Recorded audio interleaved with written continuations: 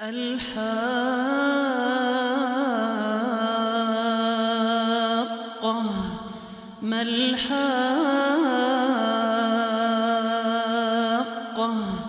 وما أدراك ما الحاقة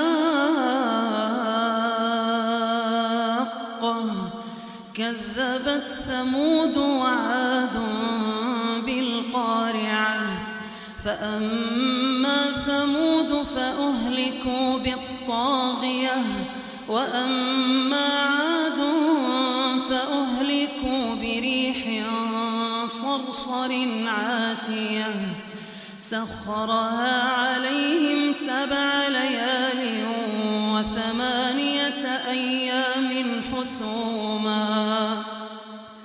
فترى القوم فيها صرعا كأنهم أعجاز نخل خاوية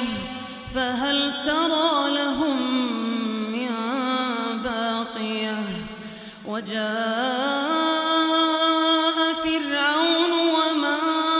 قبله والمؤتفكات بالخاطئة فعصوا رسول ربهم فأخذهم أخذة رابية إنا لما طغى الماء حملناكم في الجارية لنجعلها لكم تذكرة وتعيها أذن واعية فإذا نفخ في الصور نفخة واحدة وحملت الأرض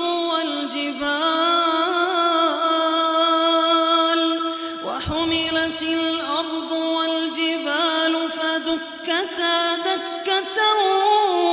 واحدة فيومئذ وقعت الواقعة وانشقت السماء فهي يومئذ واهية والملك على أرجائها ويحمل عرش ربك فوقهم يومئذ 8 يومئذ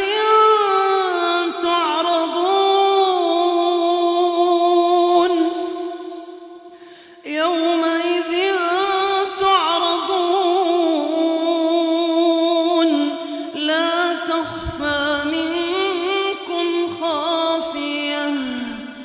فأما من أوتي كتابه بيمينه فيقول هاؤم اقرءوا كتابيه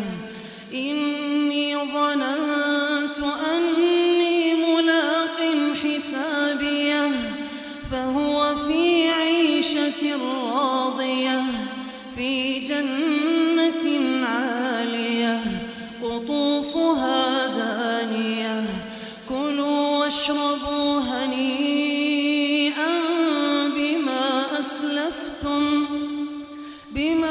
أسلفتم في الأيام الخالية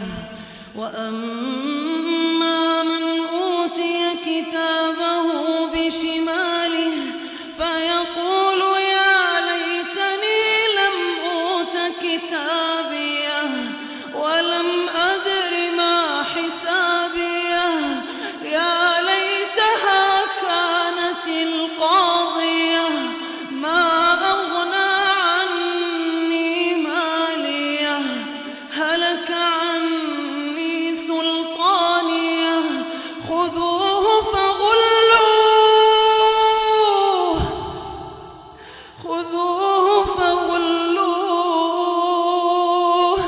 ثم الجحيم صلوه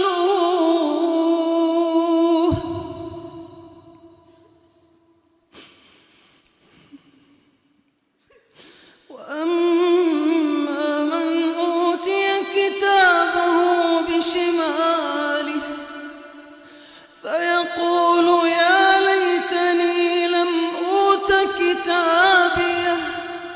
ولم أدر ما حسابيه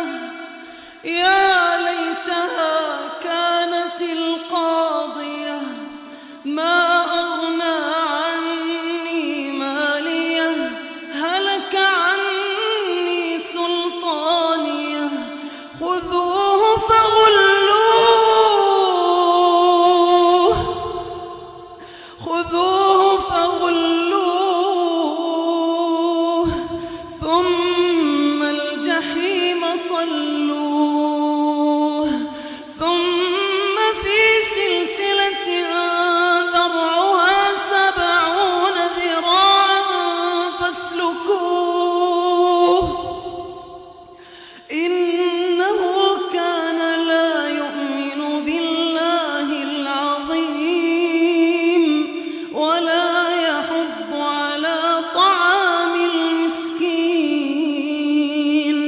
فليس له اليوم هاهنا حميم فليس له اليوم هاهنا حميم ولا طعام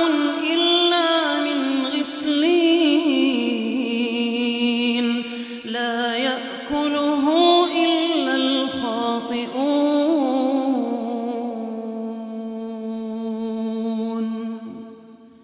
فلا أقسم بما تبصرون